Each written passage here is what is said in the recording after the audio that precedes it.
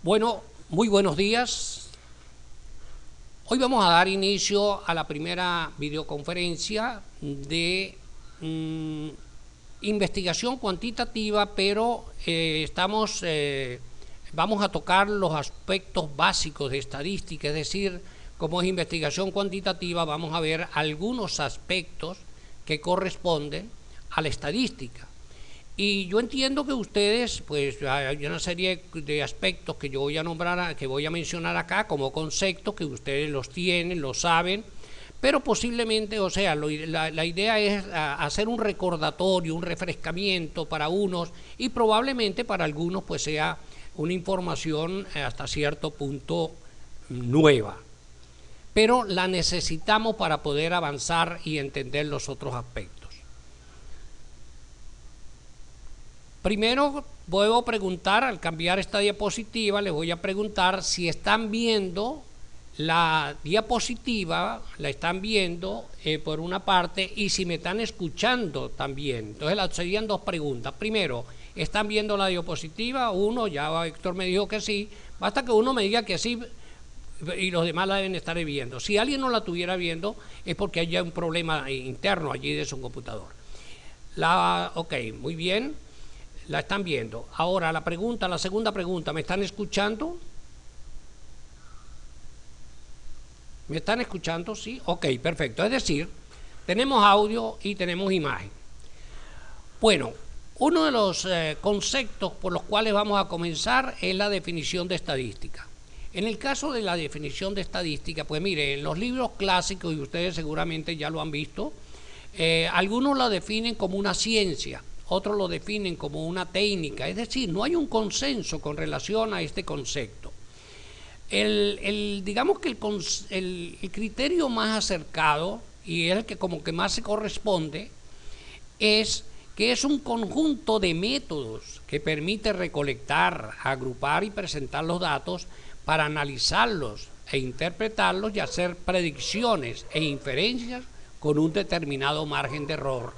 Recordemos que el hecho de que trabajemos con estadística, no trabajamos con la exactitud. Siempre vamos a tener un margen de error, como todo en la vida, ¿no? En todo en la vida tenemos un margen de error. La estadística tiene, digamos, dos acciones, dos objetivos. Uno de ellos es describir las características de la variable o variables del fenómeno que se está estudiando. Entonces ya ustedes deben ir pensando en cuáles son esas características que tiene o esos atributos que tiene ese fenómeno que ustedes están estudiando. Y luego eso es lo que se denomina estadística descriptiva.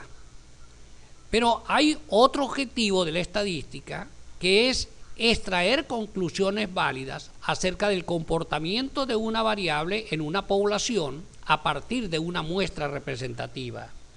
Y a eso se le conoce como estadística inferencial. También ustedes lo utilizan mucho. Me refiero a los profesionales de la salud. Cuando mandan a tomar muestras de sangre, por ejemplo, con base en ese resultado, pues tienen una idea de lo que está pasando en el organismo con relación a los aspectos que ustedes están tratando de detectar en ese momento, ¿no? Aquí ocurre lo mismo. Para el caso del inferencial se trabaja con muestras y las muestras tienen que ser representativas. En el caso de ustedes en la salud, esa muestra de sangre tiene que ser representativa, porque si no arroja los resultados que ustedes, que les dé una idea de qué es lo que está pasando con ese paciente, le mandan a hacer un perfil 20, creo, ¿no? De todas maneras me disculpan, saben que esa no es mi área, pero creo que lo mandan a hacer, ya es una muestra mucho más representativa y le va a dar mayor información.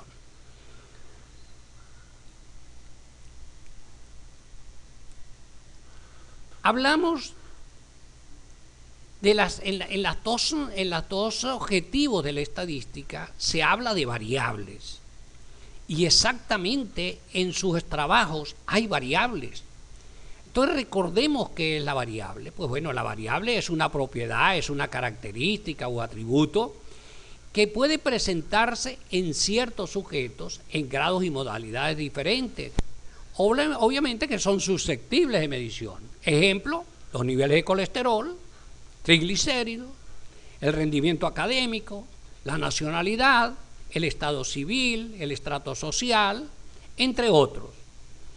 Entonces, ya en los trabajos que ustedes tienen en este momento, por muy alejados que estén de lo que es el planteamiento del problema, allí hay unas variables.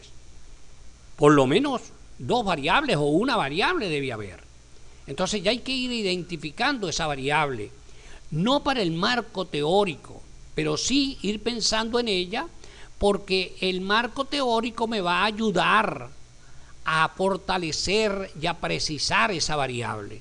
Entonces, mire que es interesante y de utilidad lo que estamos conversando hoy, porque todo está unido con lo que estamos trabajando, que es el planteamiento del problema, indistintamente de que todavía haya que afinarlo y hasta llegar a encontrar bien el planteamiento del problema. Pero allí ya, de manera intrínseca, ya hay unas variables que nos las va también a ayudar a precisar los objetivos, el objetivo general, los objetivos específicos. Es por eso que la pregunta es fundamental y para poder llegar al objetivo general y para poder identificar las variables que vamos a estudiar, porque esas son las que nosotros vamos a medir. Y ahí es donde vienen entonces los resultados empíricos, para después nosotros poderlos analizar y en función de lo que hemos venido trabajando, bueno, llegar a conclusiones, recomendaciones, etcétera. Recordemos que estamos en proyecto, pero ese proyecto hay que ejecutarlo. Entonces tenemos que ir pensando, ir conversando todos los aspectos, o sea, todo el proceso o todas las fases que requiere ese proceso.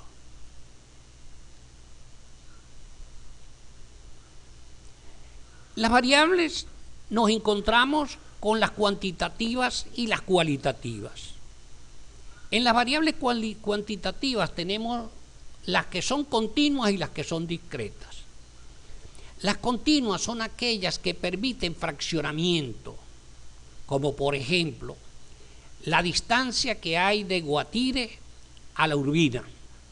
Pueden ser 50 kilómetros, pueden ser 48,5, puede ser 49,25, puede ser 50,02. Eso permite y acepta, tiene lógica hacer el fraccionamiento, ¿no?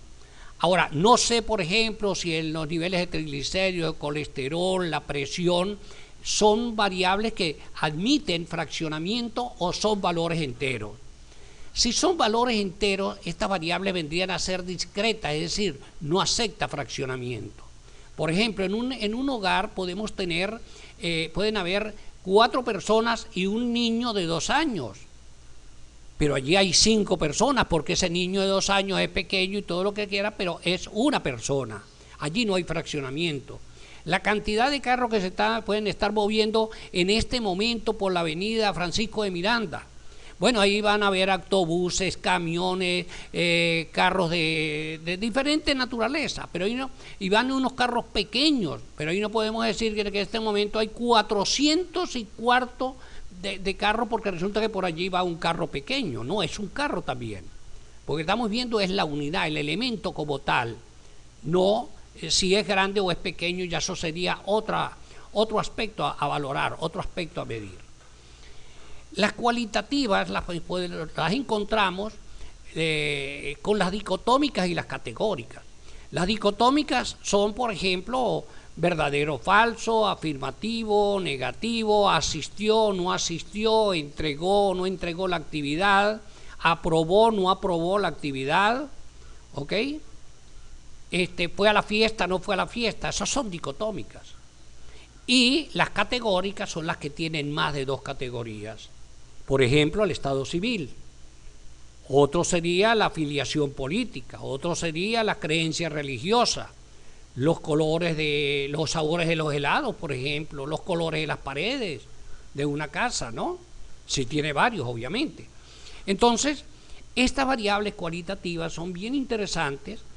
Cuando ustedes van a hacer un instrumento, en algún momento les va a corresponder hacer esto, pues van a necesitar, es conveniente, es necesario utilizar variables sociodemográficas, porque eso les va a permitir a ustedes hacer un análisis de la información que están recopilando, desagregado de acuerdo por según una determinada característica, una determinada categoría.